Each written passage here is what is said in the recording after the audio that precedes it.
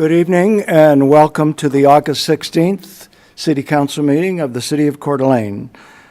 I would call this meeting to order and note that the council is all present.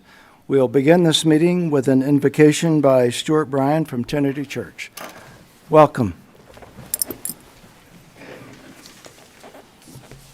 Thank you for having me. Thank you for welcoming me. Let's pray. Almighty and everlasting God, you are the creator and sustainer of all life, the origin and spring of wisdom, knowledge, and discernment. In Christ, you have revealed your eternal purpose to rescue all creation from the bondage of sin and death. So we ask that you would grant from the bounty of your grace that these men and women on our city council may have wisdom beyond their studies and beyond their years, and that they may govern this city with integrity, with justice, and with truth. Through Jesus Christ our Lord. Amen. Amen. Thank you. Now we'll do the Pledge of Allegiance.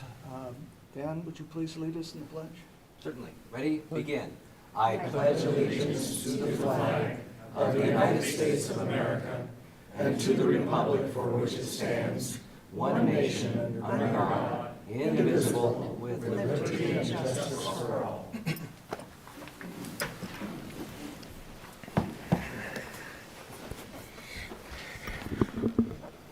Does the council have any amendments to the agenda? I do. I am removing the appointment of Steve McCrae from for the library board at this time. I kind of jumped the gun on that, and there are other people wishing to apply, and I want to let those people apply. So I'm pulling that for now. I hear no other amendments, so we're going to go on to the presentation from the fire department and Fire Inspector Craig Etherton. Craig, the floor is yours.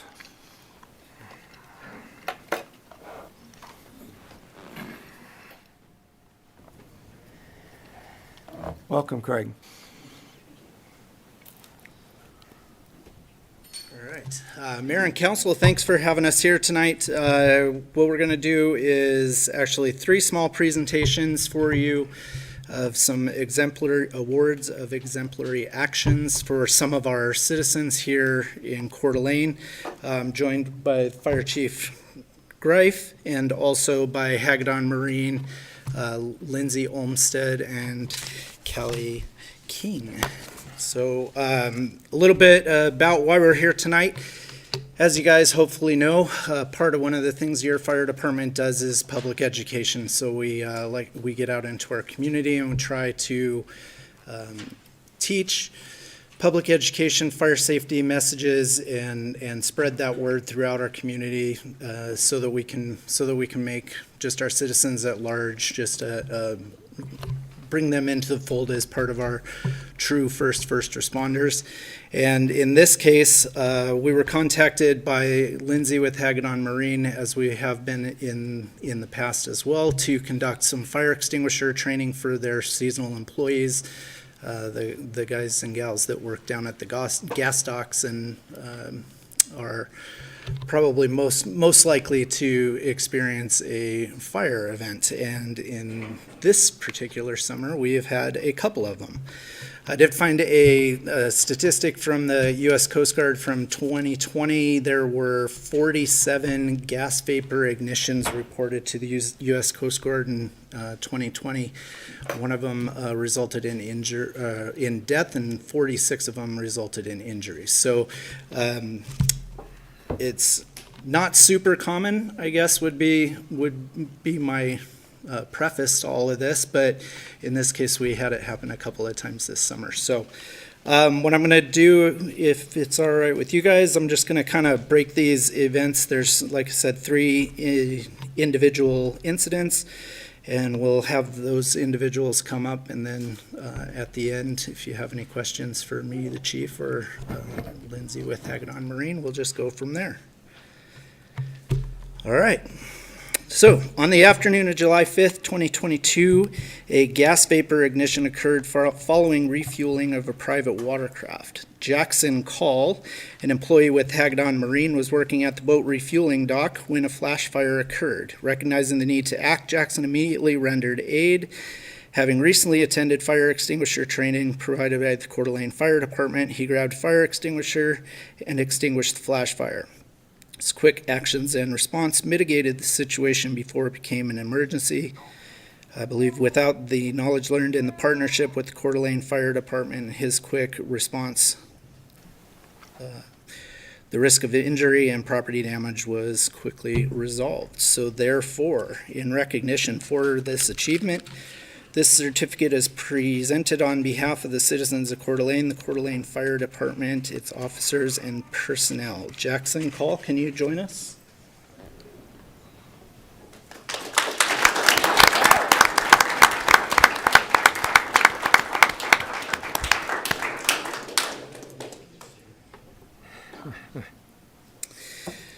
So Jackson was our first of the summer, and this occurred probably less than a week after we did fire extinguisher training, and Jackson was one of the participants in that training class. So great timing for us to get this done, and great job to Jackson for acting. Then just a few days later, on the afternoon of July 9th, the fire department units were dispatched out to a burn incident. Dispatch reported 2 patients, one with burns and one that was injured due to a fall.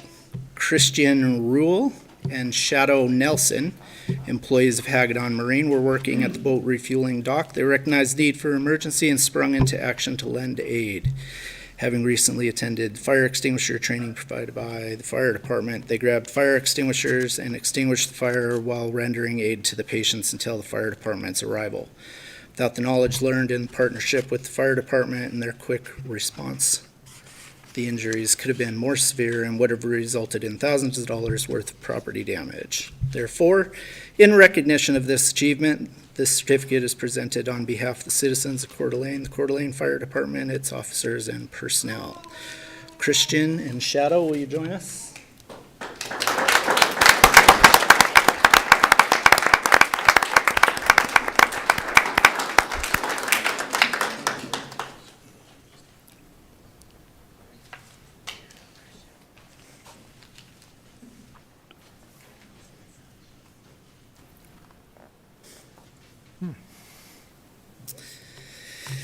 And our third event of the early summer is on the afternoon of July 15th, fire department units were dispatched Delta to a marina fire. Dispatch reported a fire within, which was a sailboat moored in the marina, had been struck by lightning and was on fire. Donna Frederick and Riley Chapman, employees with Hagedon Marine Group, were working at the boat refueling dock at the time of the incident. The marina fire was caused due to the sailboat being struck by lightning while a fast-moving lightning storm moved through the Coeur d'Alene area, and I think we all remember that one. They immediately identified the burning vessel and rushed over to check on occupants in an attempt to extinguish the fire that had begun, having recently attended fire extinguisher training provided by your fire department. In addition to these employees, Channing Elbridge, who is a resident down at the marina, who I just met tonight, and sounds like he has an exciting story about that lightning striking that sailboat about 90 feet away from where he and his wife were. And he was actually the one that first saw the smoke there and got 911 coming. So we'd like to recognize Donna Frederick, Riley Chapman, and Channing Elbridge.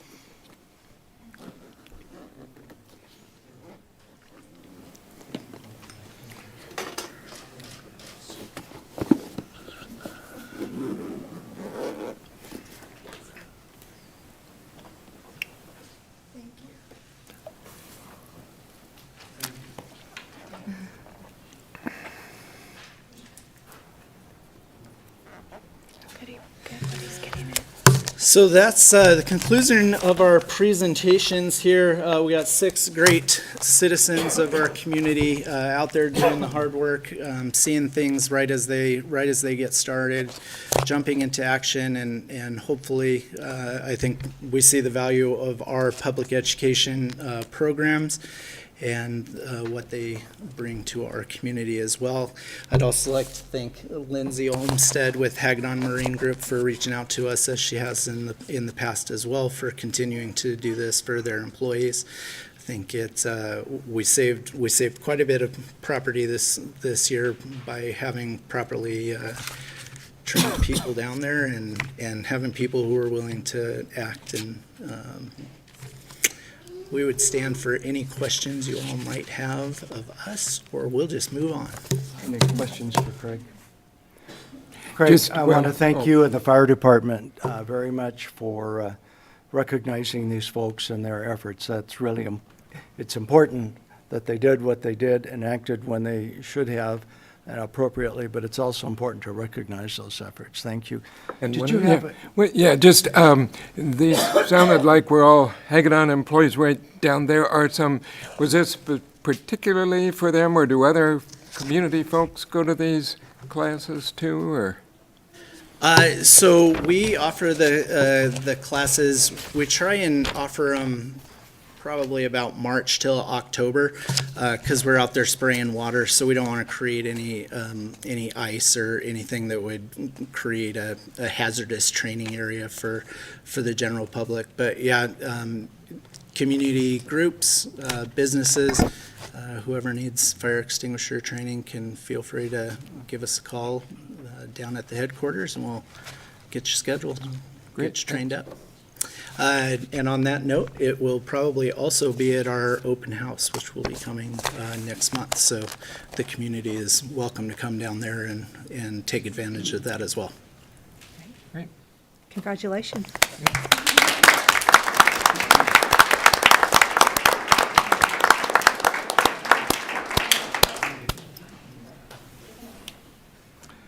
All right, thank you. We'll move on to announcements. Council have announcements? Just one. Go ahead. Just a note from the library. The Traveling Idaho Constitution on loan from the State Historical Society will be exhibited at the library until August 19th. The full exhibit includes a replica Constitution is situated out in the middle of the adult collections area for public viewing. And the library trustees are pleased with the results of their change in hours and reducing the hours that the library is open from 8 p.m. back up to 7, but extending it on Saturday for 2.5 more hours, and usage is up. Thank you. Dan? Thank you, Mr. Mayor. I just wanted to say that we have the Ironman contract is coming up for renewal, and I would like to ensure that council gets some feedback on that before it comes to us as a final item. So I was hoping that staff could ensure that for the next month's meeting of the subcommittees that any items be presented to us, and that staff be there at the meetings to get feedback regarding whatever's happening with the Ironman contract. Thank you. Thank you. Anything else? Okay. Mr. Mayor, I'd like to move for approval of consent calendar as presented. Second. We have a motion and a second. Any further discussion on the motion? Seeing none, will the clerk take the roll, please? McEvers, Yes. Gookin, Yeah. English, Yes. Wood, Yes. Evans, Yes. Miller. Aye. Motion carries.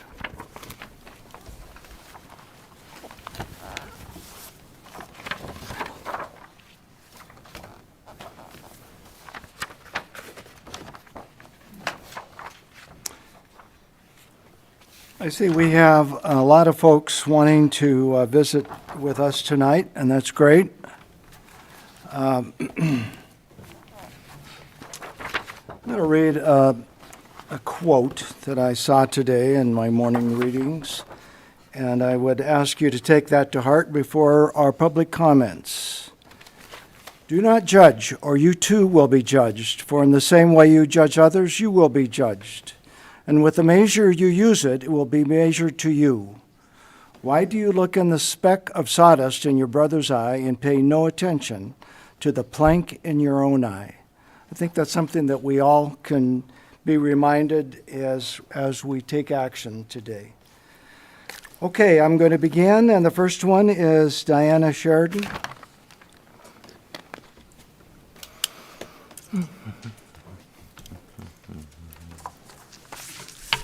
Is this close enough? Can you hear me? Just introduce yourself and go ahead. Diana Sheridan, Coeur d'Alene, Mayor Hammond and Council. During the open comment at the 8/2/22 City Council meeting, when Linda Putz was speaking, her microphone was turned off. She was told by Mayor Hammond, and I quote, "You don't get to criticize people." I want to present a response to that incident. Everything I recite comes from the 1964 U.S. Supreme Court decision, New York Times Company versus Sullivan. Please pay attention to the spirit and nature of how freedom of speech is addressed. Quote, "The general proposition that freedom of expression upon public question is secured by the First Amendment has long been settled by our decisions. The constitutional safeguard, we have said, was fashioned to assure unfettered interchange of ideas for the bringing about of political and social changes desired by the people. The maintenance of the opportunity for free political discussion to the end that government may be responsive to the will of the people and that changes may be attained by lawful means, an opportunity essential to the security of the Republic, is a fundamental principle of our constitutional system. It is a prized American privilege to speak one's own mind, although not always with perfect good taste, on all public institutions. The First Amendment," said Judge Learned Hand, "presupposes that right conclusions are more likely to be gathered out of the multitude of tongues than through any kind of authoritative selection. To many, this is and will always be folly, but we have staked upon it our all. Those who won our independence believed that public discussion is a political duty and that this should be a fundamental principle of the American government, that the path of safety lies in the opportunity to discuss freely supposed grievances and proposed remedies, and that the fitting remedy for evil counsels is good ones. Believing in the power of reason as applied through public discussion, they eschewed silence coerced by law, the argument of force in its worst form. Recognizing the occasional tyrannies of governing majorities, they amended the Constitution so that free speech and assembly should be guaranteed. Thus, we consider this case against the background of a profound national commitment to the principle that debate on public issues should be uninhibited, robust, and wide open, and that it may well include vehement, caustic, and sometimes unpleasantly sharp attacks on government and public officials. We would, I think, more faithfully interpret the First Amendment by holding that, at the very least, it leaves the people and the press free to criticize officials and discuss public affairs with impunity. My determination and expectation is that this body shall be governed by these principles and laws. Thank you. Thank you. Dan Bell?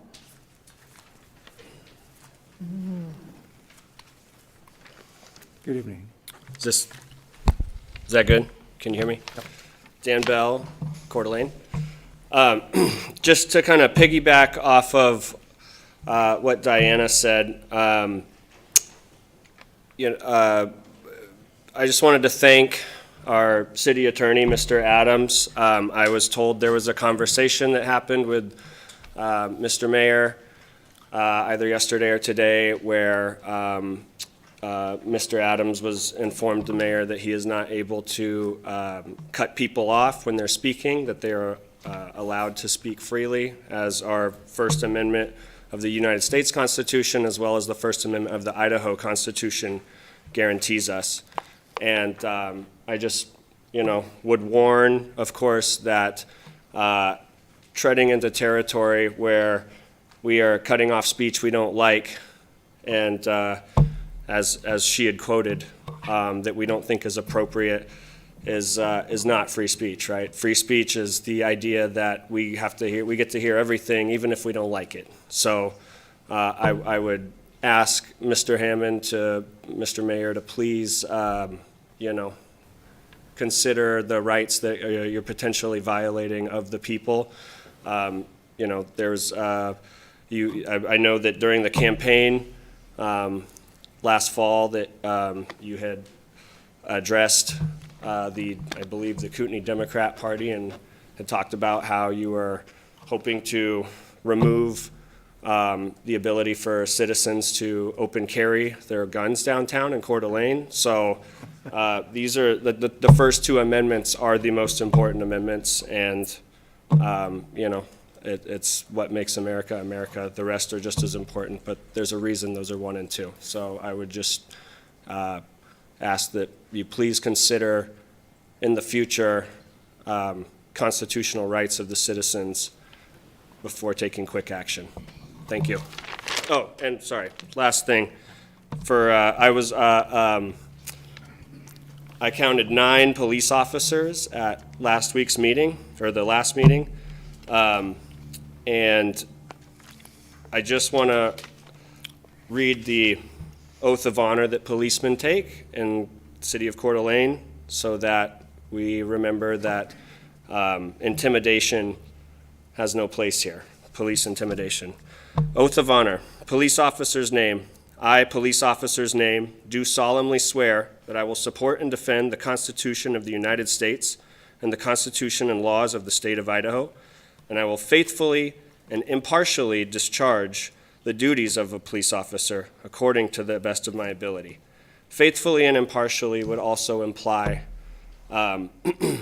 even if they were directed by their boss to do something that took away constitutional rights from citizens, that's not okay. They should follow the Constitution. That's the oath they take. Thank you. Dan, I did not address the Democrats. I did not talk about any kind of gun control. I know that was posted on a website, but you can't believe everything on a website. I saw the video. I will bring it next time to show you. It didn't happen. Okay, thank you. Linda Putz. Good evening, Linda. Since we have such a wonderful relationship, my last name is pronounced Putz. Sorry. No, it's okay. Everybody says it wrong. So I figure after all this time, we should at least know how to pronounce each other's You names. haven't corrected me before. I'm sorry? You haven't corrected me before. You know what? You just get used to it.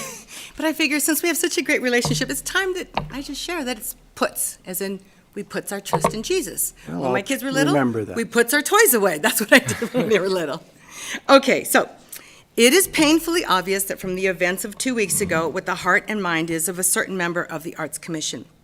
Her disdain for the public and those who want decency and not degeneracy in our community was blaring at the city council and the citizens in the office based on her accusations that those who opposed the communist fist were disrespecting the volunteers of the Art Commission after seeing a 2-minute video. No one had to see any video to know what the intent was of the communist fist. Anyone with a basic education in history knows and understands what that means. We did not want that in our community. This particular arts commissioner also said that art is often controversial. At the CDA Arts Commission website, it states, quote, "The Coeur d'Alene Arts Commission has been charged by the Coeur d'Alene City Council to, quote, stimulate and encourage throughout the city and surrounding area the study and presentation of the performing and fine arts in public interest and participation." There's nothing in there that speaks of controversy. It goes on to the vision statement, which is the citizens of Coeur d'Alene are committed to build an exceptional collection of public art, art that defines the community and distinguishes it from others, complementing Coeur d'Alene's many attributes and serving for posterity. Based on some of the artwork the commission has been presented to the city recently, I'm not sure where some of that artwork falls in under those definitions. This particular art commissioner went on to accuse citizens of, quote, spewing hateful comments and being vocal malcontents that just arrived in town and are trying to impose their beliefs on a community that has been here longer than they have, end quote. All of us malcontents watched our home state sink. We watched our local communities sink. Hence, that's why there are so many of us here, why we've come to North Idaho.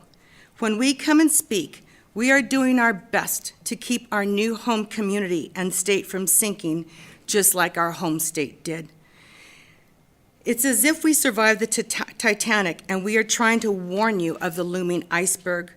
But instead of heeding the warning, certain people in the community are yelling full speed ahead.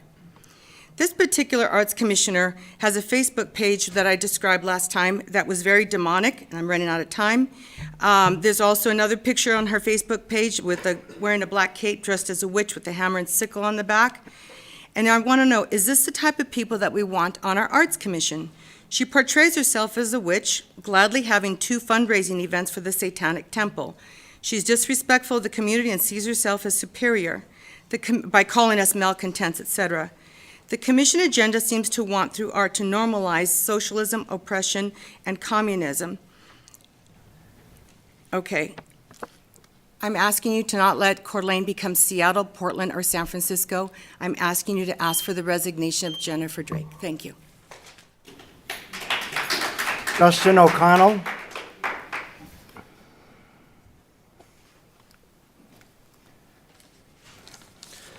Good evening, Mr. Mayor and council members. I would like to thank and commend the council for considering a property tax hike. We at Central Planning love property taxes primarily because Americans hate property taxes. In one survey, 42% said they felt it was the least fair tax of all. You know, we started taxing land back in ancient Egypt when only 1 out of 100 people were literate, and they all worked for Central Planning. Now, the malcontents, sorry, some of this writes itself, deplorables, hooligans.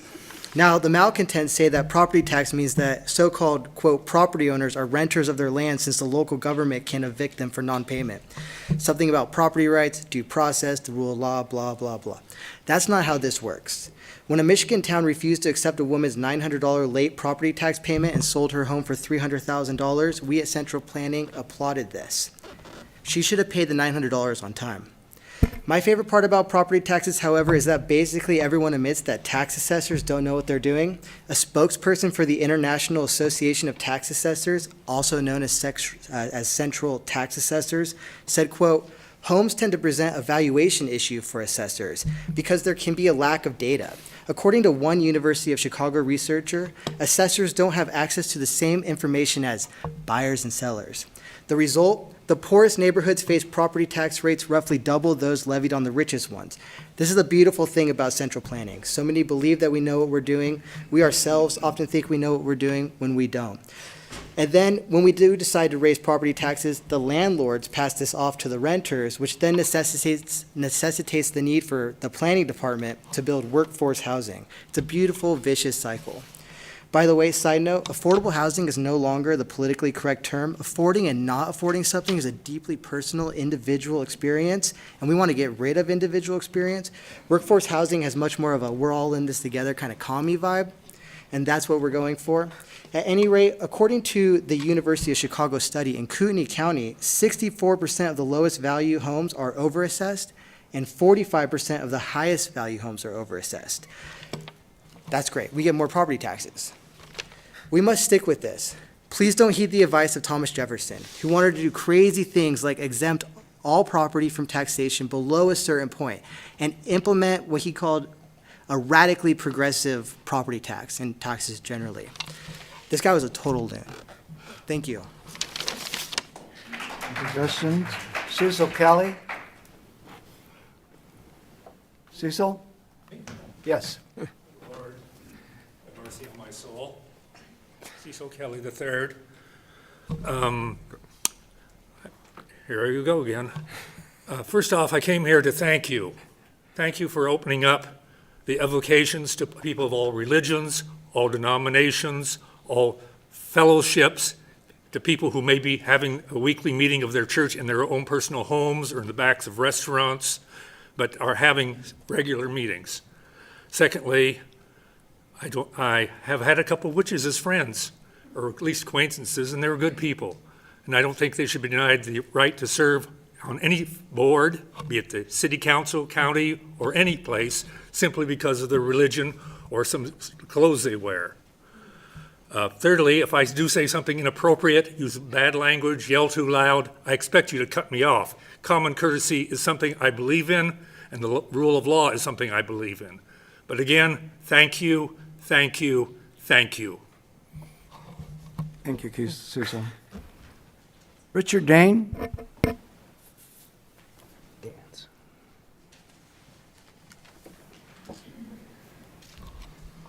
Richard Dance, Hayden. My spouse and I are the Regional Communication Directors for North Idaho for the Church of Jesus Christ of Latter-day Saints.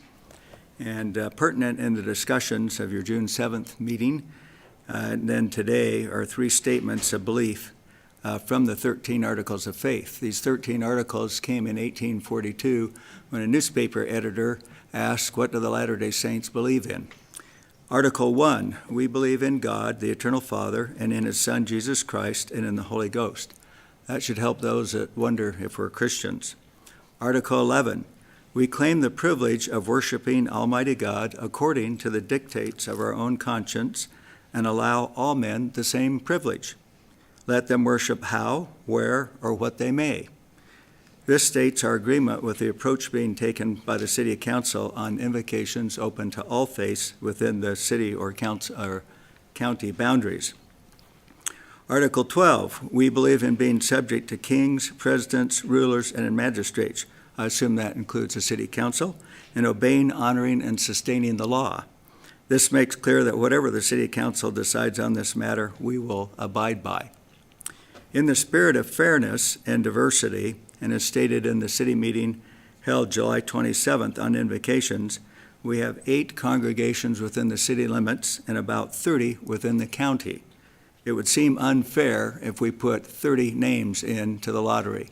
We're going to only put 1 name into the lottery for invocations so we can have a more diverse group participate than our own religion. Thank you for your progress in this matter. Thank you. Haley Peterson?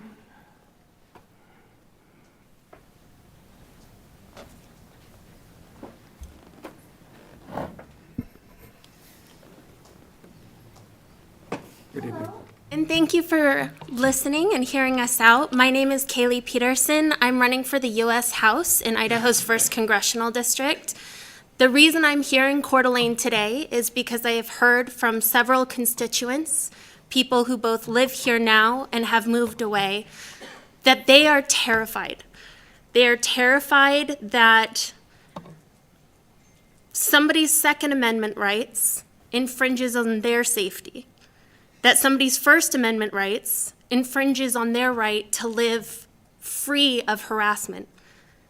This Saturday, I held an event at the courthouse steps, and I watched a convoy of trucks drive by with white nationalist flags, with flags provoking violence, militias, hate groups. And it's interesting to me that I hear comments today about First Amendment and Second Amendment and being intimidated by our law enforcement. But I don't see that same standard held to our citizens, that our community members in the LGBTQIA community deserve to live free from intimidation, that other people in the community deserve to live free from harassment by groups that decide to open carry and use their words to harass and promote violence within this beautiful community. So I would like to thank you for holding this community to standard. I would like to thank you for allowing open comment and also for standing up here with decorum while you listen to sometimes abuses. But most of all, I'd like to thank you for overseeing and trying to protect Coeur d'Alene for what it is and its community members. And that's all I have to say. Thank you. Thank you.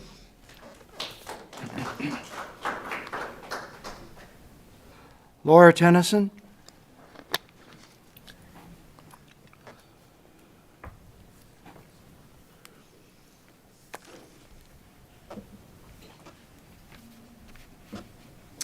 My name is Laura Tennyson, and I'm a resident of Coeur d'Alene. I came here today to thank you for considering opening up a lottery to determine who is going to lead the invocation before each city council meeting. There's no question that I tend to fall on the more liberal side of things, and that is not representative of the majority of our community. but I have always appreciated the city council for choosing to do what's right for the majority rather than what is the most popular. And I appreciate that you made a similar decision when you chose to have a sign up for the invocation. But apparently that was not quite successful, as one religion tended to dominate the sign-up slots. I appreciate that the City Council in September of 2019 issued a proclamation declaring Coeur d'Alene as a welcoming community and denouncing discrimination.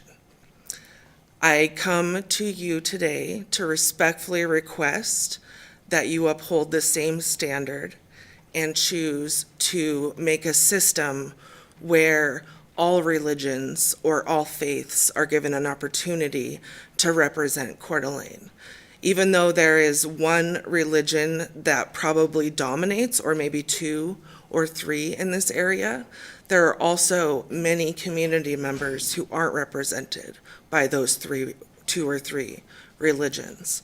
And I would hope to see a situation where Coeur d'Alene does everything they can to ensure that we come off as a welcoming community. We obviously are largely white in this area, that is undeniable. So we might have to try a little bit harder to show that we are welcoming to all, rather than just people who are like us or who go to the same types of churches as we do. So I respectfully request that the City Council vote in favor of creating a lottery to create the most opportunity for the most types of faith leaders to represent their faith in front of our City Council. Thank you. Thank you. Teresa Boren-Paul?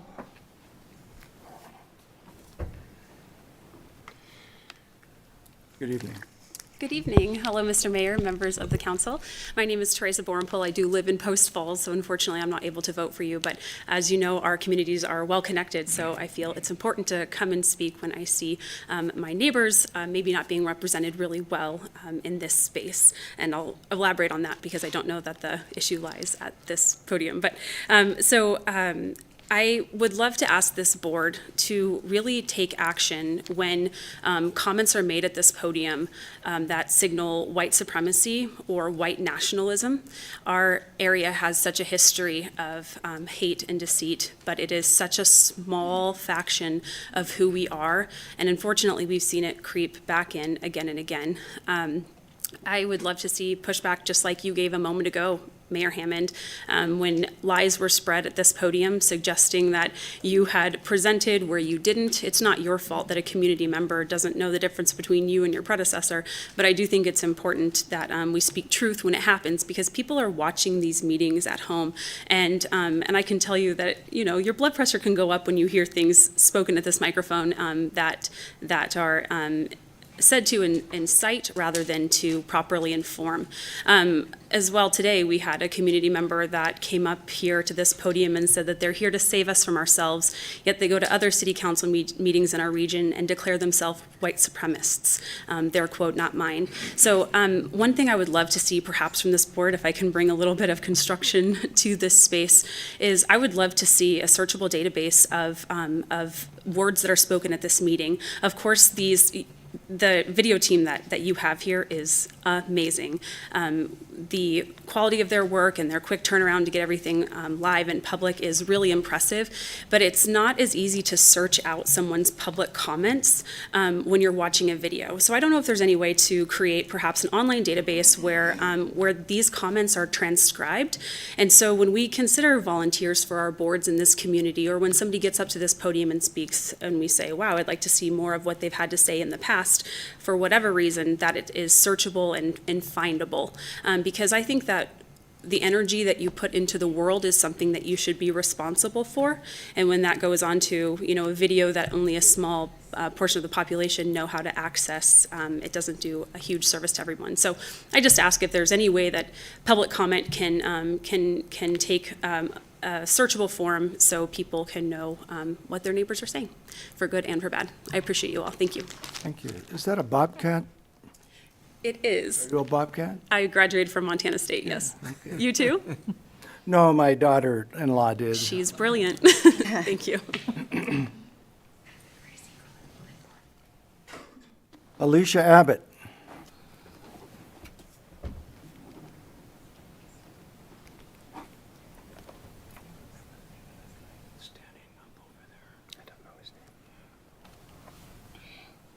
Good evening. Good evening, City Council members. My name is Alicia Abbott, and I work for a statewide organization called the Idaho 97% Project.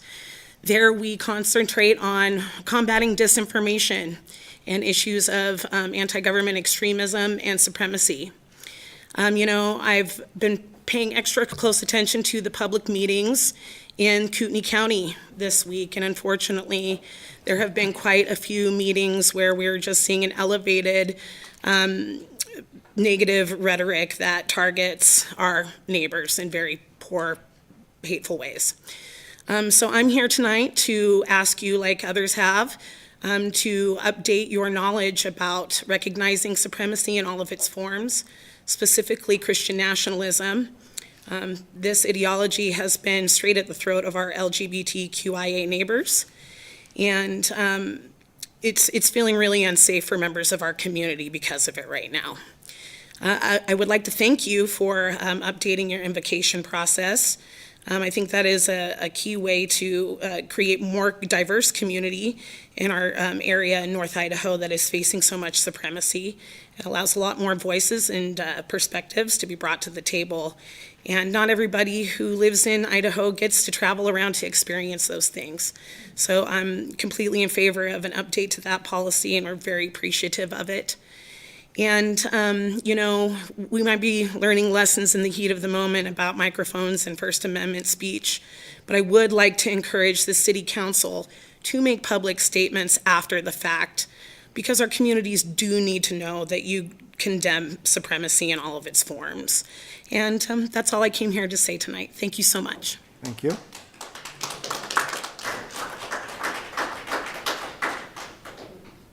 Angelia Severin.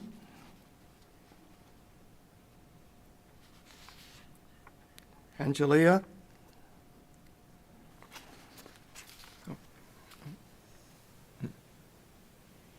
Christian Rule? Maybe that's Krishan. Roger Smith?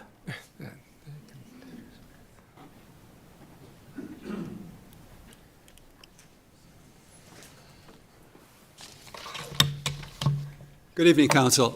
Roger Smith, Coeur d'Alene. First of all, thank you for your service, your many hours that you put in as council members, and for the way that you've been able to deal with some pretty delicate topics lately. So hats off to you guys for dealing with this stuff. I'm here to talk tonight, though, about a noise problem. On 8th Street, right here next to City Hall, we have an increasing problem of vehicle noise from vehicles heading up and down 8th Street, in and out of McEwen Park, and in and out of the parking lot there.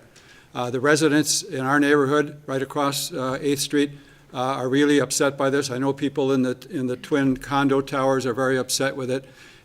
There seems to be a general lack of police presence in the neighborhood to attend to this. I recently wrote a letter to the Chief of Police with copies to you council people calling attention to that problem. I did not hear back from the Chief of Police. We do want to have a meeting, a neighborhood type meeting with the Chief of Police to see what else can be done. In our letter, we suggested several fairly simple things, very low or no cost things that the city could do, such as putting the digital speed monitoring signs on 8th Street, possibly patrolling the area more with a police presence in marked police cars, say every evening, bicycle patrols, if that's still a part of the downtown beat. They also make noise monitoring digital signs, much like speed limit signs that can display noise levels as cars go up and down a street. But the problem is particularly acute on 8th Street because it's the entrance to the park. A lot of young people hang out there. These aren't kids necessarily. They're 20-somethings quite often, but very loud cars announce their arrival and their departure. And probably other things going on at the gatherings in the park there too. But no police presence that we can see, no police vehicles regularly coming through in the evening, no response to our letter to the chief of police. So I would ask simply that the council support any action that the police may be willing to take and that the community might suggest in helping solve this problem. Thank you. Thank you, Roger. Roger, I just want to let you know that yesterday, and that may be why the police chief didn't respond. Yesterday, the chief and I met with our city administrator and the executive director of the Downtown Association and the president of the Chamber of Commerce to start mapping out a plan. We are struggling right now because we're down 14 officers, and that's part of the reason. Usually, the chief has a much greater downtown presence than he's been able to have this year, just because we're so short on patrol officers. I mean, for a city this size, to be down 14 officers is huge. So that's part of our problem. But I want you to know we do recognize the problem. It's a problem of living quietly and peacefully, but it's also a problem of feeling safe in your community. And we want you to do that, and we will be continuing to work on that to resolve that issue. So Really appreciate that feedback. Thank you. you bet. Ben?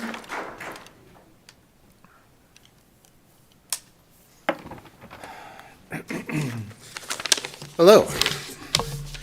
So, when last I spoke here, I criticized the police department for the unconstitutional arrest of Patriot Front and several pastors in support of the CDA Pride and Read Out Antifa.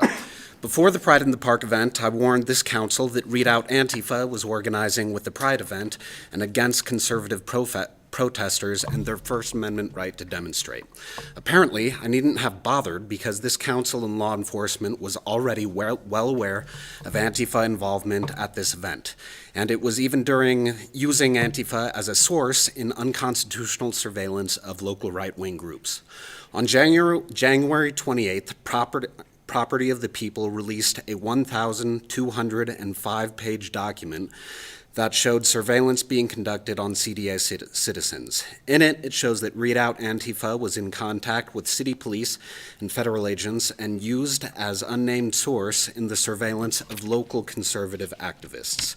It seems not to be a recent phenomenon either. It seems the city's interest in Patriot Front started over a year ago when a sticker that said "Better Dead Than Red" was found. This is a well-known and old anti-communist slogan that could be found on any bumper sticker right now here today.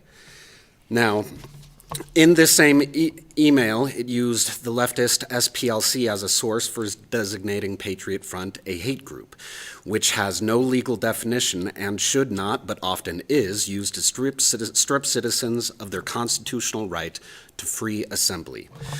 With my remaining time, I would like to field some questions. First, do you consider Antifa a valid source when deciding which Coeur d'Alene citizens to be placed under surveillance? Second, do you consider the SPLC as a valid source to decide who and does and does not have protections under the First Amendment? 3, how closely does this city work with the FBI in surveillance of its citizens, given that whistleblowers within the FBI have said the effectiveness of this organization was weakened by the agency's undue focus on legal right-wing activism? Does this cause the city concern? 4th, video from inside the closed U-Haul van during the Patriot Front event showed a police officer saying, "You picked the wrong town to riot in," before the doors were even open. How did he know these individuals were going to be charged with a riot before evidence had been gathered or an investigation conducted? 5th, At the press conference, Chief Weiss said he had found plans in the van that stated that Patriot Front was to disengage with Pride attendees when resistance was encountered. If he had evidence that Patriot Front was to withdraw from conflict, how could they be charged with conspiracy to riot? And that's all I have.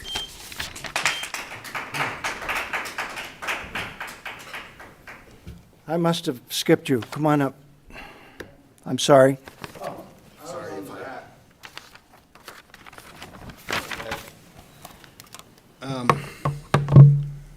I wasn't sure what I was going to say. I'm listening here. Please introduce yourself. Oh, Russell McLean, Coeur d'Alene. I was listening to Mrs. Putz. You know, Nicole just got married, okay?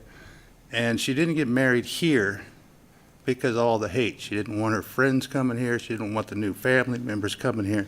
So I was a tourist at Nicole's wedding to accommodate these Peckerwoods, okay? Every freedom they've gained, they've taken 3 from me. One was my daughter's wedding, and that stick's going to be up there a long time. I've grown tired of these people, and you know, I don't know what really to say, but I'm really disappointed about that. And I think these people need to kind of check themselves and remember that they moved here because we was all cool people, and we weren't hateful. We could disagree, talk about Thong Man, but at the end of the day, we were all cool people. And they want to bring all this hateful bullshit. You know, I cursed the day they moved here.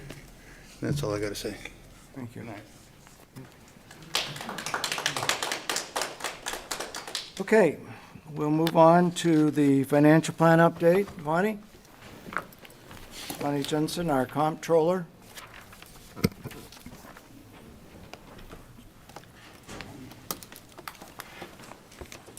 Good evening, Mayor Hammond and city council members.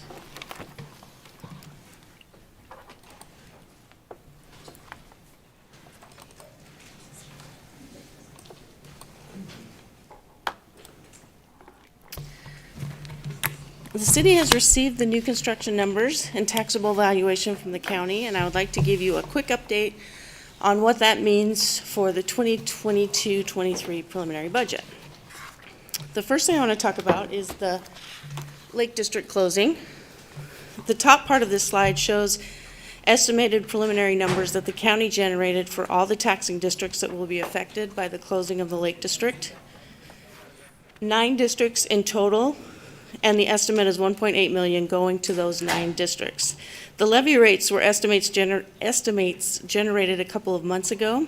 The total that Ignite will receive in property taxes this fiscal year is 5.3 million, which means an estimated 3.5 million will be returned to the citizens. I updated the preliminary levy rate since this was done, that the city has received, since the city received the updated valuations and new construction numbers.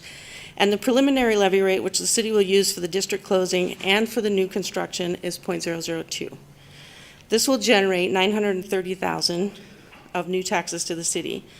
Had the legislation not changed 2 years ago, the city would be receiving over 1.9 million from the closing of the Lake District. Any questions on that slide? I kind of went through that really quickly. I don't have a question, just have a comment, just to let people know that when the law was changed, the number you were talking about, the 3 million, the difference, that goes back to the taxpayers effectively, because it was taxing authority taken that's now no longer being taken, so people will see a benefit to that. Correct. Thank you.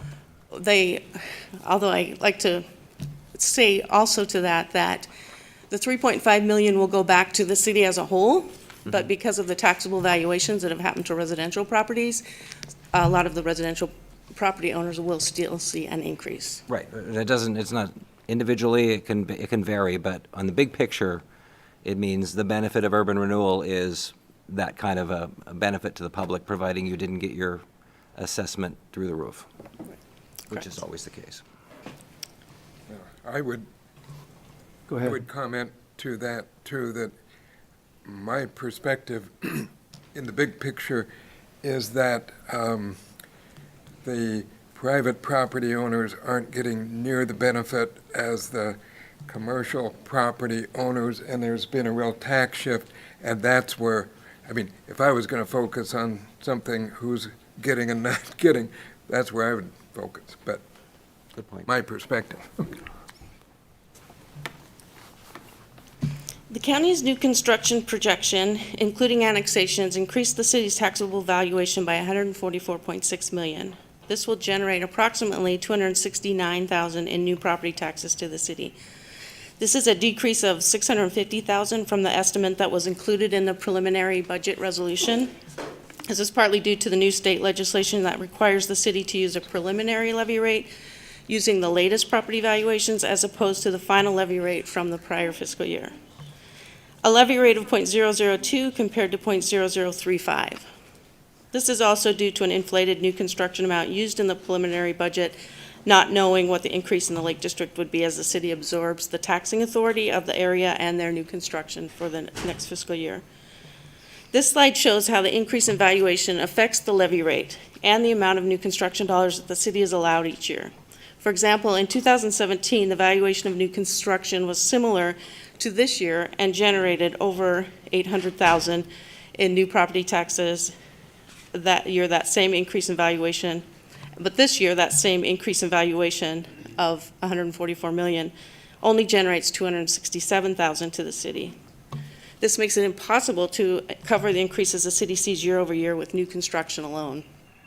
Any questions on that? The decrease in new construction projection is $650,000. Staff is suggesting the following changes to the preliminary budget in order to make up that deficit. The highway user tax and the liquor tax estimates in the preliminary budget are estimates that the state puts out. We are suggesting slight increases to those estimates of $136,000 to highway users and $100,000 to the liquor tax. The highway user fees are required to be used for street expenses, and this would cover personnel increases in the street department that are included in the preliminary budget. Adding a budget for the collection of prior year property taxes in the amount of $190,000 and increasing the use of fund balance by approximately $25,000. The last update would be a decrease of $200,000 to the overlay budget.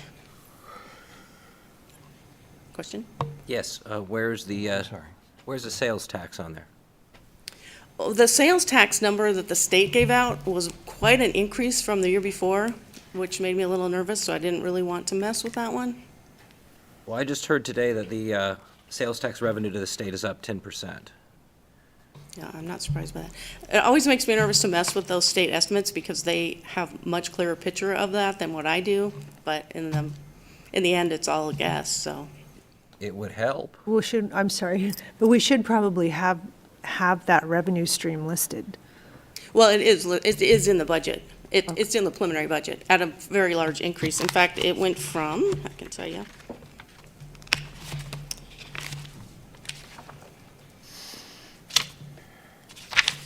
The current budget has sales tax listed at, sorry, wrong glasses to try to read this small print. At 5.9 million, and the new estimate is 6.8. So it's a very large increase from the year before.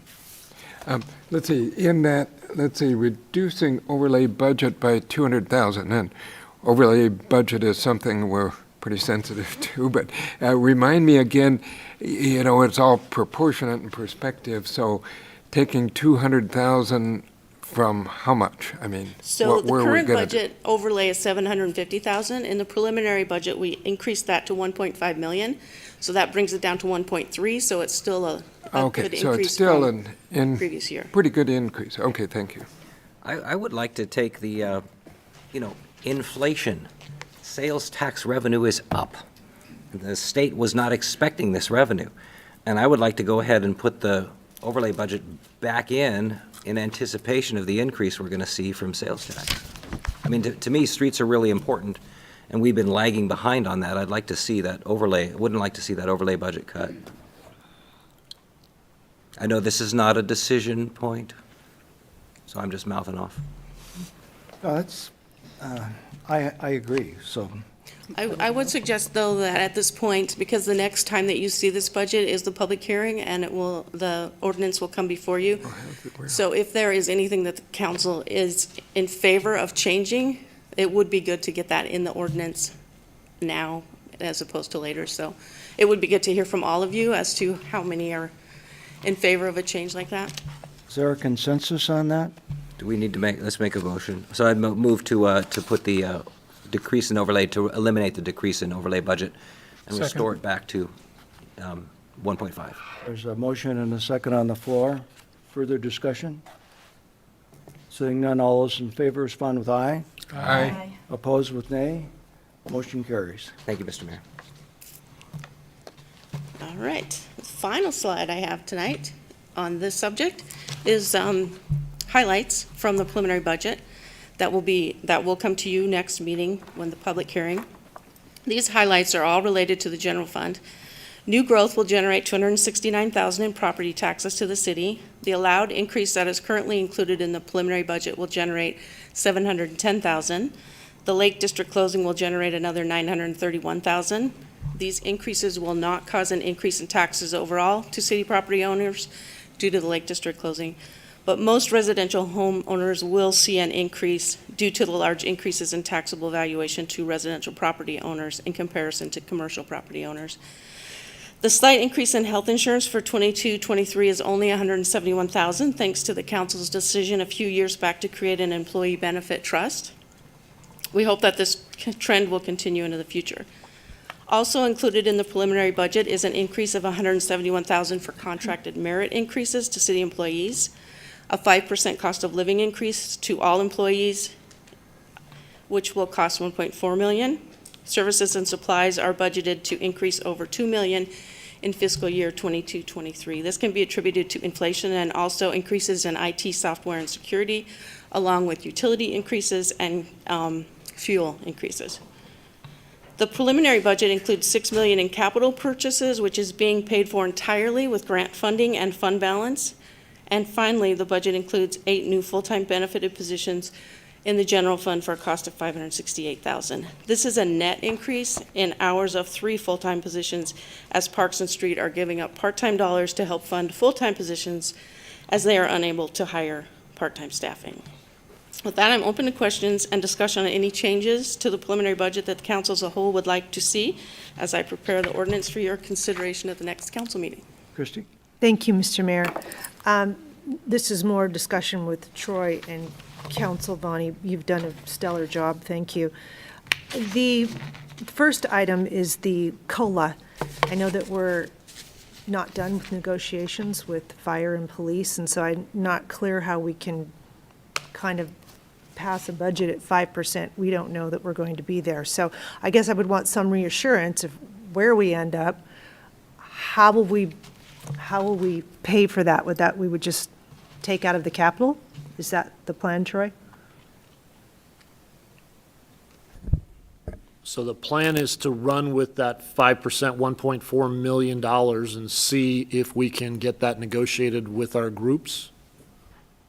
And so your question is, what if we don't agree to that 5%? Correct. Yeah, I would suggest we would then, we would come to the fire union and the police association and look to keep their benefits in place through October and work that out as we go forward. Okay. Because you can always amend on the second day of October. Okay. So, all right, thank you. The second thing, and I guess this will go right back to Troy again, page 31 in the police department budget. I've mentioned a couple of times at the council meeting, and I'll make a motion on it, so it's hopefully supported. I want to see the employment expenses, the what we would call a signing bonus that we've talked about. I want to see that officially in a line item in the police budget. I know that there's some money already allocated for that, but it's not in a proper line item. And so I want once and for all to recognize signing bonuses. You have all heard numerous times we're down 14 officers. We're trying to compete with other agencies that do offer signing bonuses.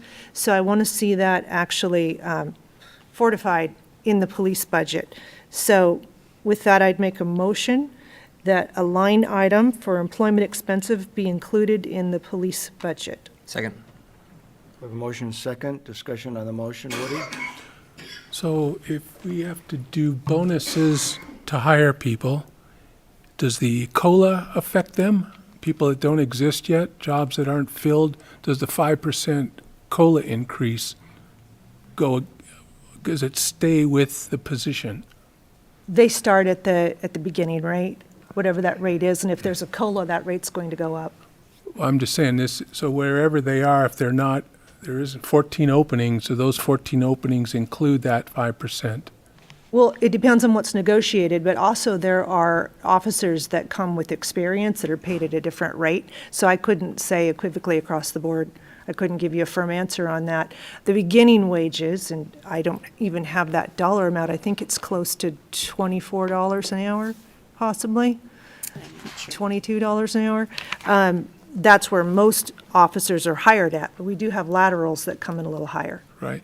So I guess my question comes down to is if we're able to take the 5%, get the 5%, and now we want to add bonus money or carrot money, whatever you want to call that, where does that money come from? Does it come out of the 1.4? I get of your COLA? question now. Actually, Chief White already has that in his budget through salary savings, and he has accumulated, I think, around $80,000 for that purpose. And that's on the savings of not having the positions? Correct. And I hate to speak for the chief. He's here. He could probably speak to it better. I'm just trying to look at where we're scrambling to try and make ends meet, and we're coming up with more ways to spend money. So I have to kind of understand. We're coming up with ways to ensure public safety. We have 14 vacant positions in the police department, and I think that we've always said public safety is our priority. I get it. Just there's another part of the city that isn't necessarily public safety, that we have to keep going, right? Absolutely. No, I'm with you. Just want to see where the money comes from. Amy? I just want to clarify, you don't mean adding funds, you mean reallocating to a specific line item. Correct. Adding a line item that is With dedicated funds that to. exist. Got it, Yeah. thank you. That helps, thanks. Well, it sounds like we're talking about, kind of a couple of different things at the same time. One thing that I think is very important in terms of budget and transparency is that if we are in any department going to end up paying basically sign-on bonuses, then we really need to have that. That should be clearly spelled out. And in particular, like if we're, sometimes they call it kind of salary salvage or savings or something. Well, that only works if you haven't hired everybody, and actually what we're hoping is that we're going to end up hiring people and we won't have that. So yeah, I certainly support breaking it out, having it identified, but I think for us, we have to have the mindset that, it may be something that if we do now, and police is a particular problem, but we might have to fund it some other ways, and depending on what happens, we might have to make it broader to some other departments. But for now, anyway, I certainly get it. We should have that a defined line item, so I'm supportive of that. Can I clarify that a little bit? Sure. So, if that is coming from salary savings because we're not fully staffed, and we're going to put that in the budget as its own line item, we would really need to remove a position in order to make that work. The police chief has at his disposal to run his budget. He doesn't have to do line item by line item, so he can make that decision. But if we can't increase the budget at this point because we've already done the high water mark. So it just makes it a little complicated because I don't know how you cut out a position in order to put another line item in there. Well, essentially, and Chief, I can see you in the back.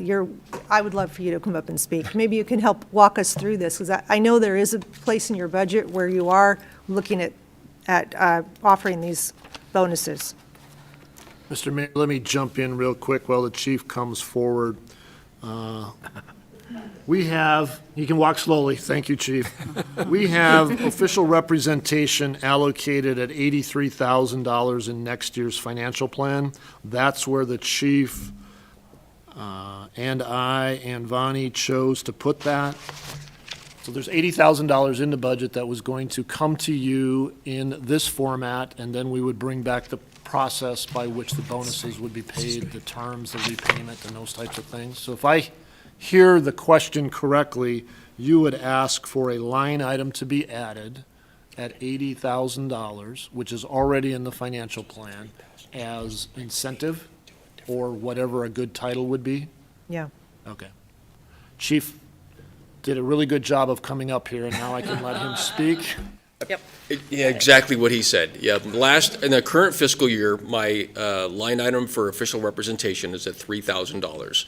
In the budget that you've already looked at, it's at $83,000. The additional $80,000 we put in during our budget talks was for that purpose.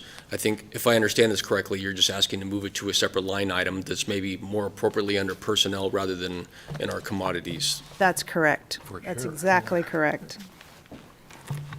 So in the We have a spirit of accounting, we didn't want it over on the other side, because you don't see that as much. You see the lump sum, plus the fact that this is a bonus, so it may not be taxed the same. So we wanted to bring it in the way in which it sits, so you could see it. So that's why it doesn't sit over on the personnel side, because we can pay a bonus in a different format. Well, I've made the motion, I would like to see it more in the personnel side, recognized as a signing bonus. We have a motion on the floor. All those in favor respond with aye. Aye. Aye. Those opposed with nay. Nay. Motion carries. Mr. Mayor, I have another question for Vonnie. So our arts is funded, or had been funded, through money given by urban renewal in the downtown district that's closed. And I talked with Troy about this, and I wanted to make sure that we were going to be making up the difference in our arts budget for this upcoming year. Has that happened? They have a lot of money in their fund balance, so their budget is pretty much the same year over year. But they also will get more money from Ignite through the other Just want to make sure urban that's not going to districts. go down. Well, I can't guarantee you that because Ignite has its own board that makes that decision as to how much they're going to fund it. No. Our chunk, what we Oh. budget for art. So what we budget to come from the city is really based on projects. So it's going to be based on if we build another building so it's 1.33% of any projects that we do above ground. All right, just want to make sure that doesn't suddenly dip.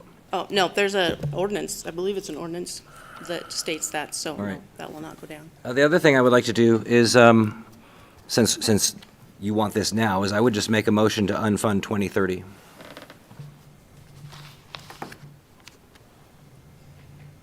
Defund. Defund them. Do I hear a second to the motion? Do we need a second for discussion? Okay, discussion?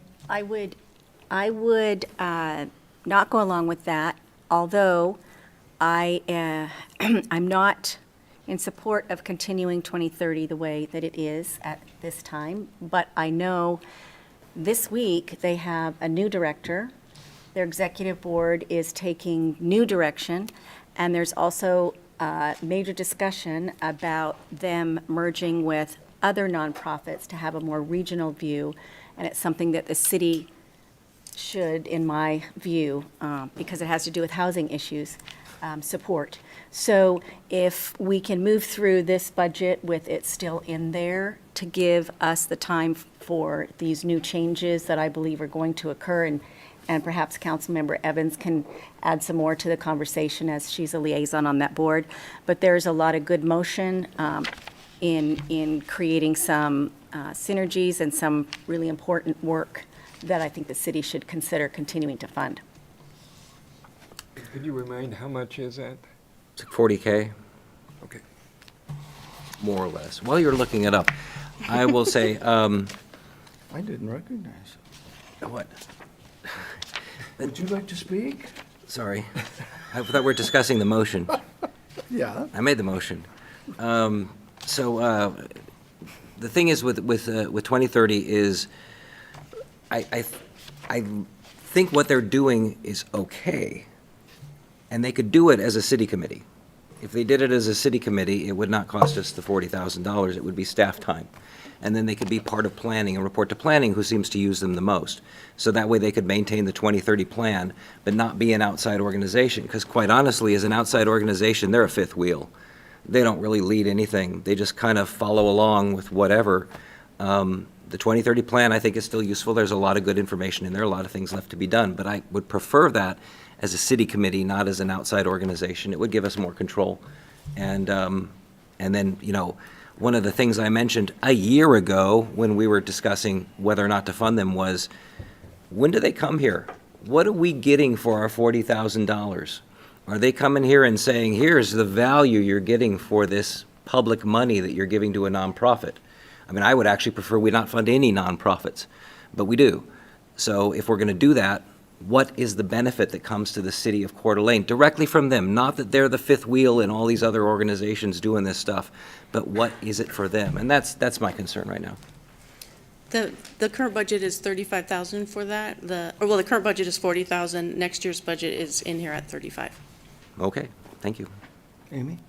Dan, I will completely agree. It would be nice to hear from Coeur d'Alene 2030 on a regular basis, whether that's every 6 months. And so we'll make sure to communicate that back on a regular basis. I, for one, am a supporter of Coeur d'Alene 2030.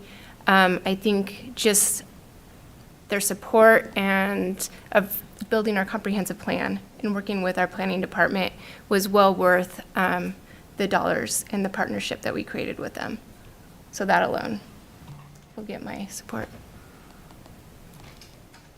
Further discussion? Well, just, I think Dan raises a good point, you know, and Amy does too. I mean, they really served a purpose, but, and I would disagree with Dan that, you know, he would rather we didn't fund any nonprofits. Actually, I'd like to see us fund more, but we don't, but even 35,000 for one of our local nonprofits, that's significant. I mean, that's a kind of a major fundraiser event that they do a whole lot of work on. So I guess I would say that it's, you know, I wouldn't support just, you know, totally cutting out their legs this year kind of without notice. And if we dropped it from 40 to 35, you know, maybe we could do a little more. But I would say, yeah, they need to be aware. They're really on the radar that we're going to have to get, we're going to have to look at everything very hard in terms of, you know, what we're doing forward. And if we can only do so much, should there be a time limit on some of those that we support? So I guess, and yours was to just zero them out. Yeah, I don't support that. But. Kiki. I'll just close with this piece of information. When CDA 2030 started, it kind of copied Bend 2030, Bend, Oregon, and that's kind of how it came to be. And this was about 8 years ago, I believe. And so it was supposed to be a way for the community to be brought together to create a vision so that we knew, decision makers all over the region knew what the people wanted to have their community look like in 2030.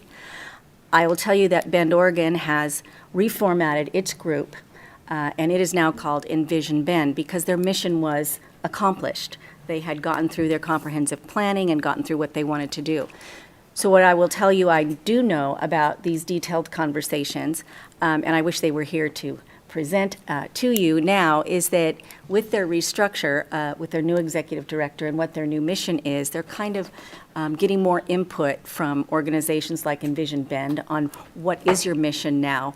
And I will tell you, one of the executive directors told me that they're keenly aware that the nonprofit must have a strong sense of its mission and service to the community, and also have a strong sense that its donors, especially its large donors like us, are satisfied with what they're getting for the money that they get. So I would just encourage us to stay the course another year. and give them an opportunity to retool in order to hopefully do the things that I think our region needs, and especially when it looks at the housing issues that they're kind of honing in on some of their conversation. So that's my last pitch on that one. Thank you, Mr. Mayor. Yeah, I appreciate the discussion, council. I'll withdraw the motion, but I'll be back. I had a further question for Vonnie, probably. Just a minute. Yeah. Sure.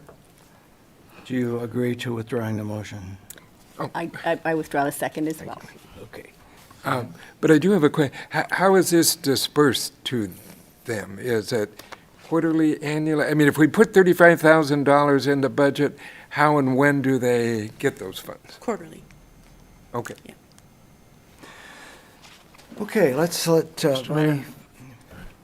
Oh, I'm sorry. I wore my bright shirt so you wouldn't lose me. Let me ask a quick question. Do other cities support this group?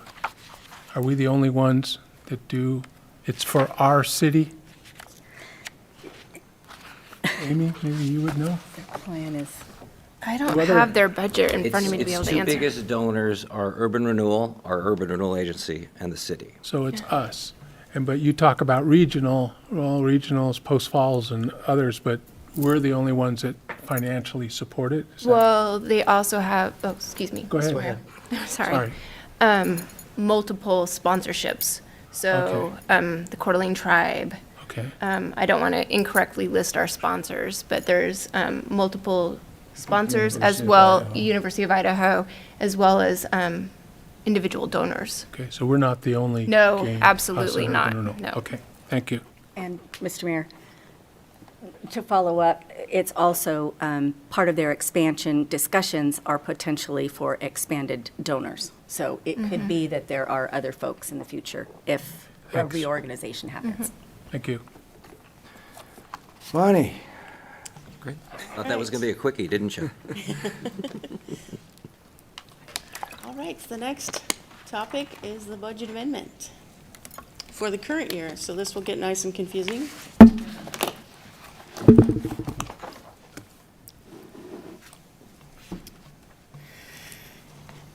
So tonight I'm looking for approval of Resolution 22-038.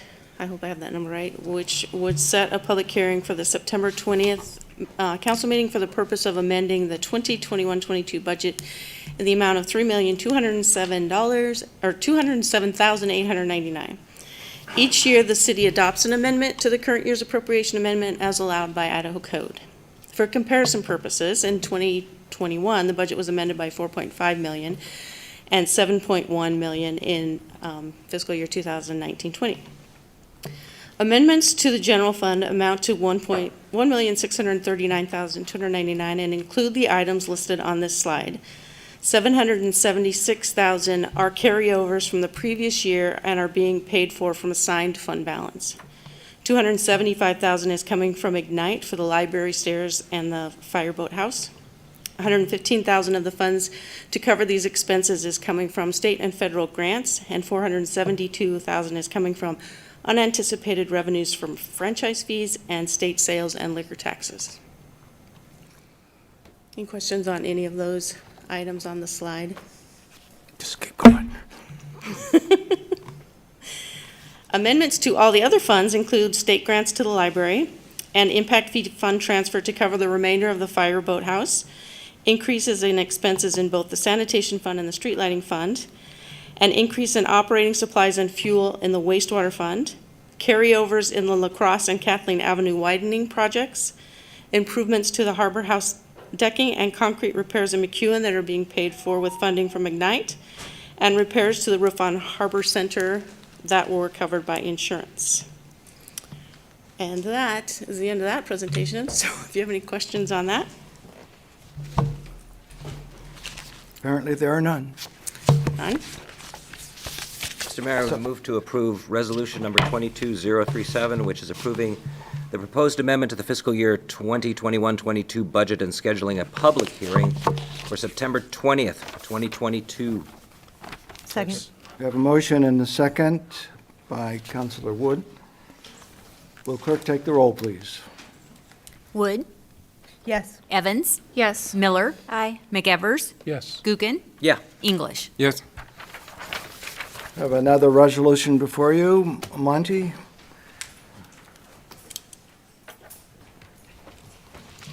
Good evening, Mayor and Council. I'm here tonight to talk to you about Prairie Trail Extension and a grant we applied for and were awarded if you choose to accept it. So, the Children's Pedestrian Safety Program 2022 is a grant that comes from Governor Little's Leading Idaho Plan, where they created $210 million for local transportation projects, $10 million of which was designated for Children Pedestrian Safety Program.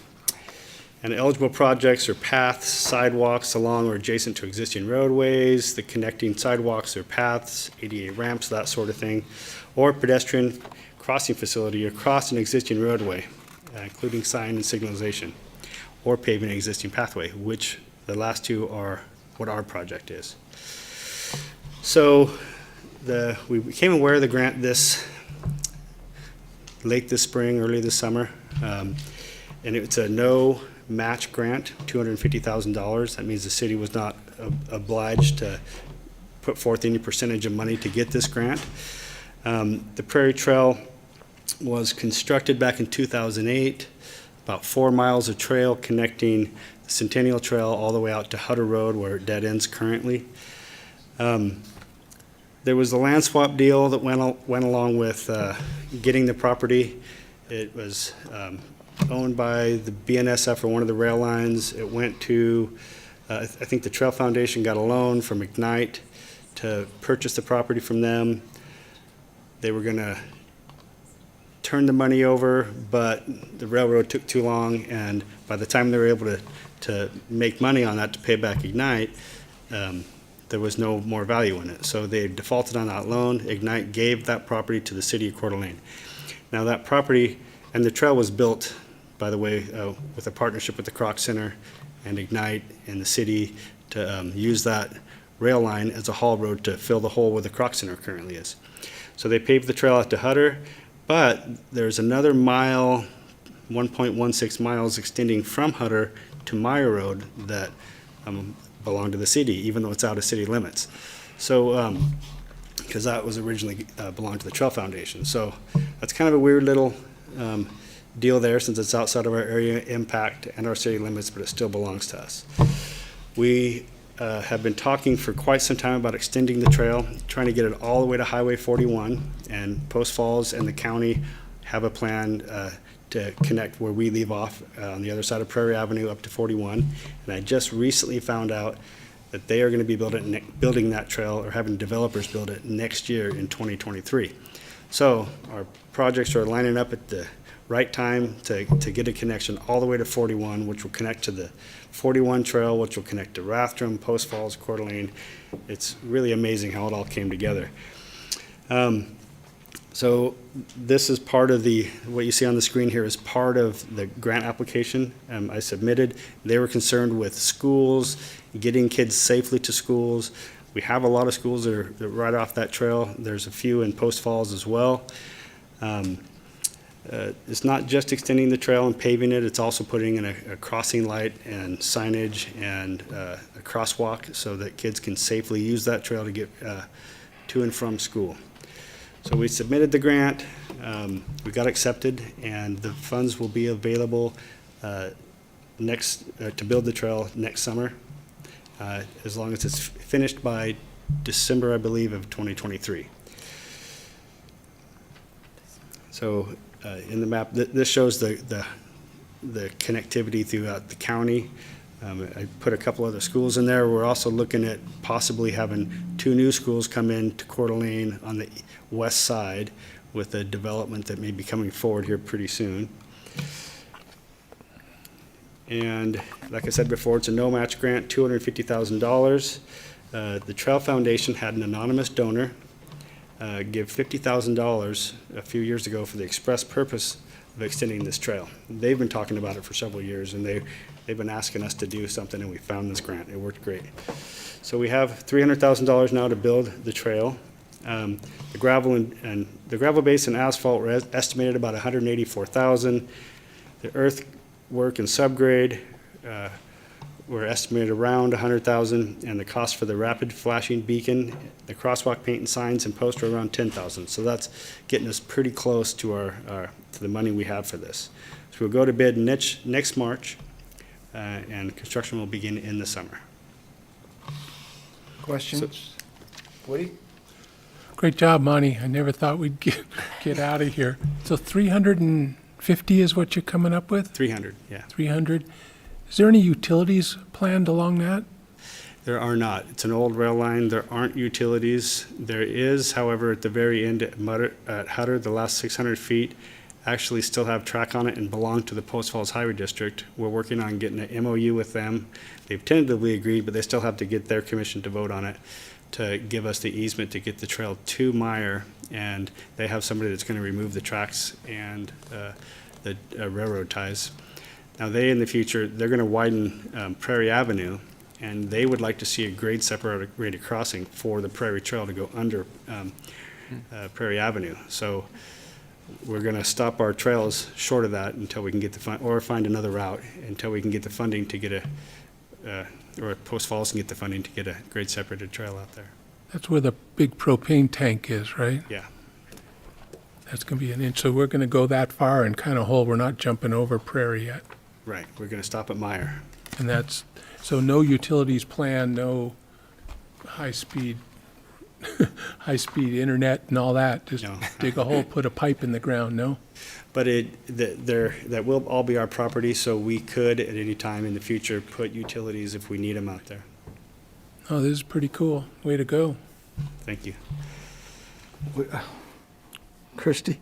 That's okay. Don't call me Woody. Woody. That's Monty, this is, you talked about this at Park and Rec, I think, over a year ago. The only reason we're able to talk about it tonight is because you're a go-getter and you go get the grants. This isn't the first grant that you've got for the city, and so kudos to you.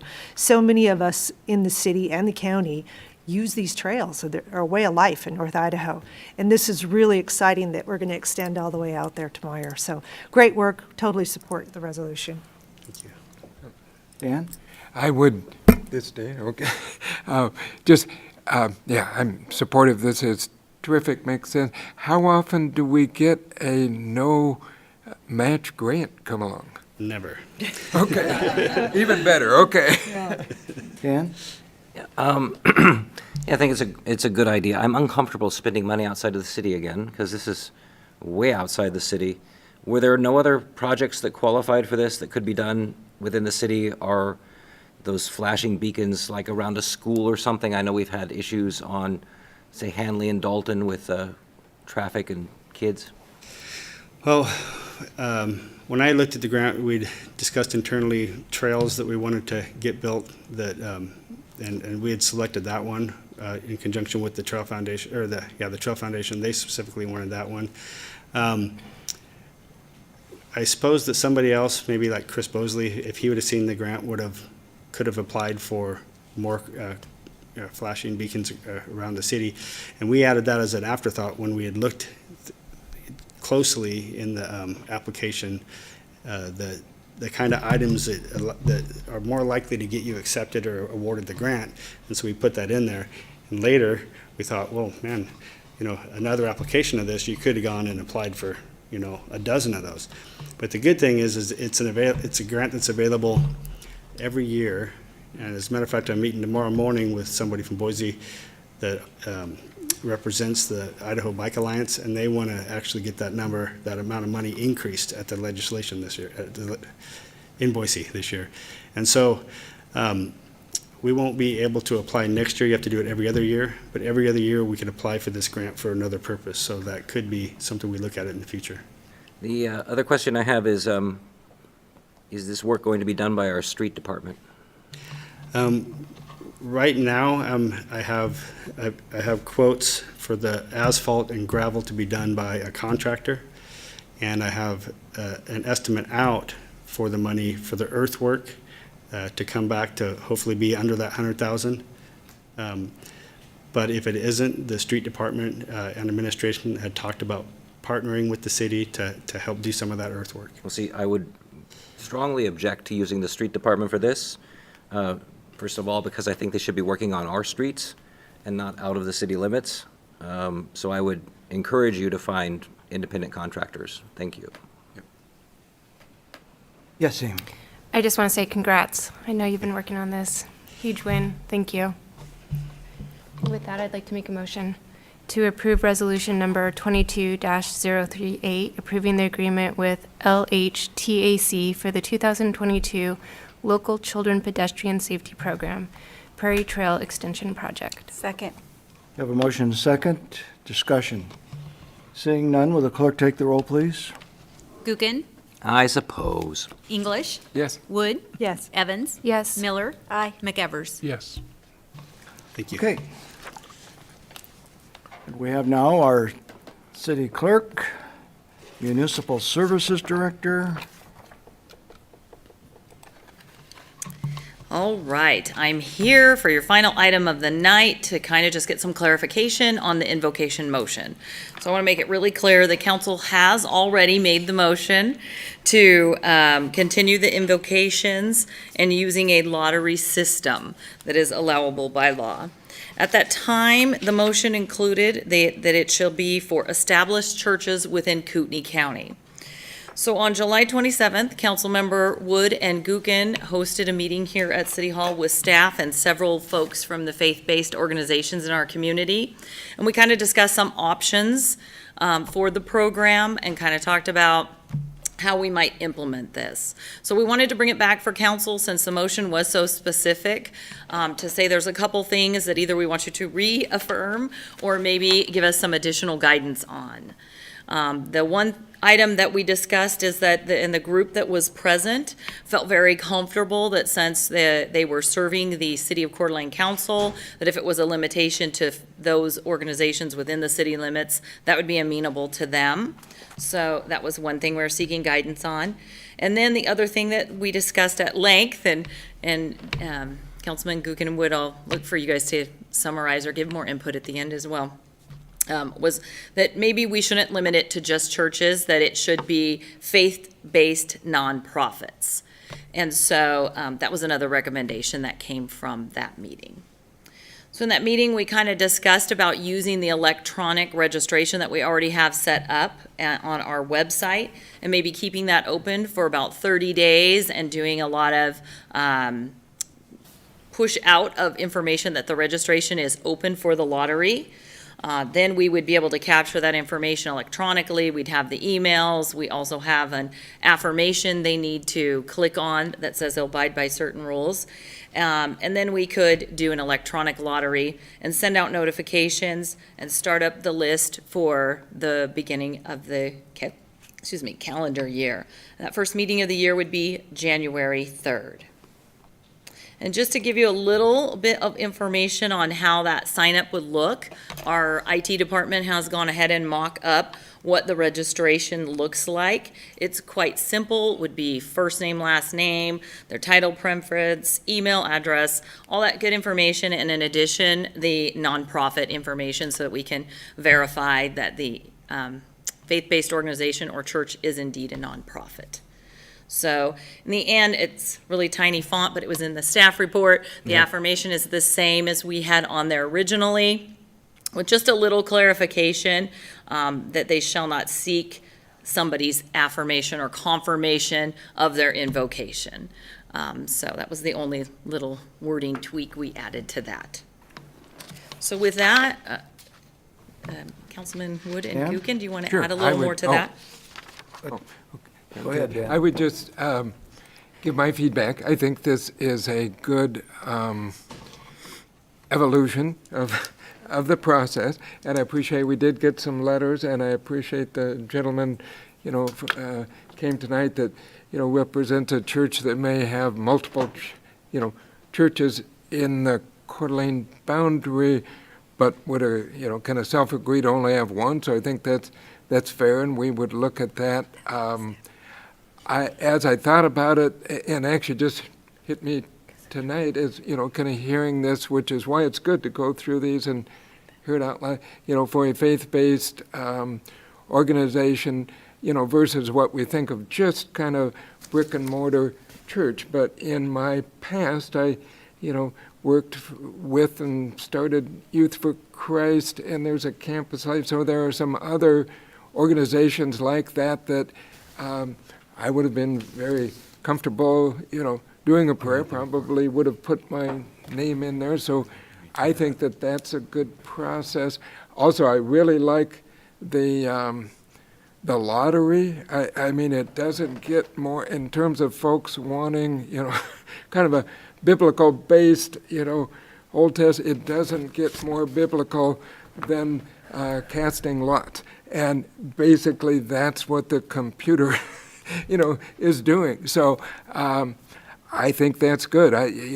Maybe tweak the timing, but anyway, I'm good for this, so. Dan? Thank you, Mr. Mayor. So I'd like to clarify some stuff, Renata, if I recall correctly from our meeting. We're going to limit the lottery to faith-based nonprofits registered within the city of Coeur d'Alene. If the council's amenable to that. That was not the original motion, so that's why we're here tonight. But Right, yes, so that it's- was the it's- group's recommendation. Faith-based and registered nonprofits, so I'm assuming if they're collecting money, they've been registered In the city. in the city. City. The exception to that is going to be the Coeur d'Alene tribe, who we are going to extend an invitation to perform at least one invocation throughout the year to show our strong relationship with them. So that would be the one exception. In addition to that, you should feel comfortable that we could have additional invocations as well. If there was a certain date that was important to the tribe and they wanted to be there on that date, and they weren't already assigned to it, we could certainly accommodate them. That's why it's up to them. Yep. They make that decision, so Yep. contact them and give them their preference. Let's see, so faith-based, I know I'm forgetting things. Oh yeah, the start date. So I would like to see this start as soon as possible, next month.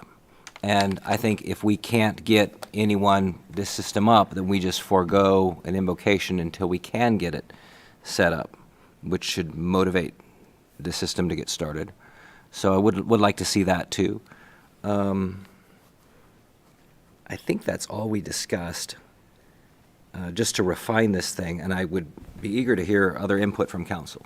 Woody? So what I'm reading here is it's talking about Kootenai County. No, city of No, Coeur. we're not talking about Kootenai County. Okay, I might be reading old stuff. The other question on the lottery, seems like a good idea. Can it get stacked? Can the same church put in multiple Yeah, tries? So that was, Mr. Mayor, so that would be another thing, is that it's one per faith-based organization. I mean, they get a pick. And then, so if it's a single entity registered that way, they get one. And so, but if it's, so a different churches though, so we already had Mr. Dance come up here and talk about how many Mormon wards there are in here, and he's only gonna do one. But if there's different Catholic churches, those all count as different organizations, because I think they're registered separately. I mean, it isn't like the Mormons where it's kind of one organization. There's different churches or different political units to. And I think those that were represented at our meeting said they would choose one from each church. Right, and ditto for like multiple Lutheran churches, multiple Christian churches, multiple Methodist, Baptist, whatever the it's not like your denomination is done. It's like, Right. it's the organization. And I built a little bit of time in the timeline so that we could review the information that comes through and verify that they did include the nonprofit information, and we don't have multiples from the same church. So. Christie? Thank you, Mr. Mayor. On the timeline, that was really important to council. We made this decision in March.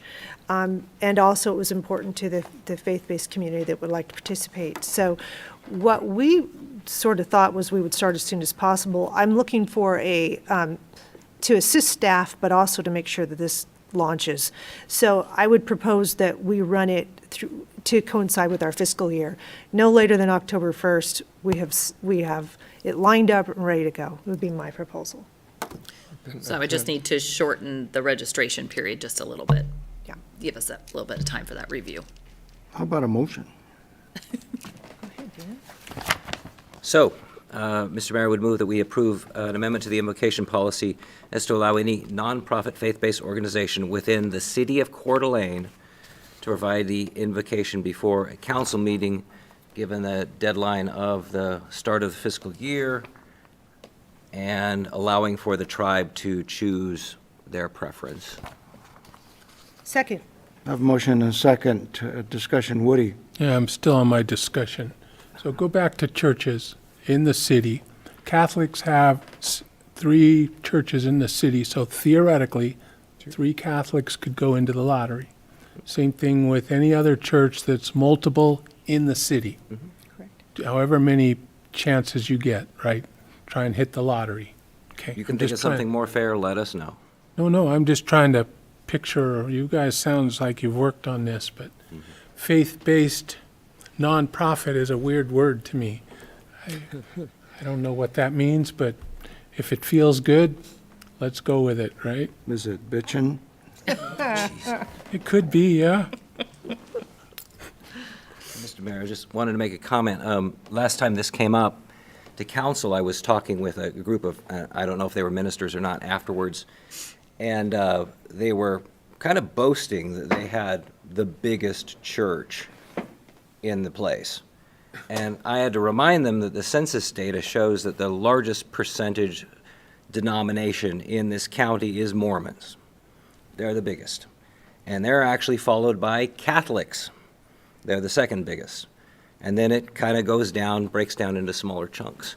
And I think if we're going to be fair to our citizens, if we have a lot of Mormons, a lot of Catholics out there, I will find it refreshing to see Mormons, of course, only one, but more Catholics and other, diverse religions, which is representative of the community.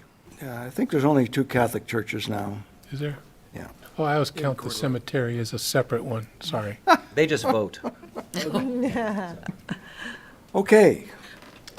We have a motion and a second on the floor. All those in favor, well, you want to do the roll call, all right? Will clerk take the roll, please? English. Yes. Wood. Yes. Evans. Yes. Miller. Aye. McEvers. Yes. Gookin. Yep. How about one more motion? Mr. Mayor, I'd like to move to adjourn. Second.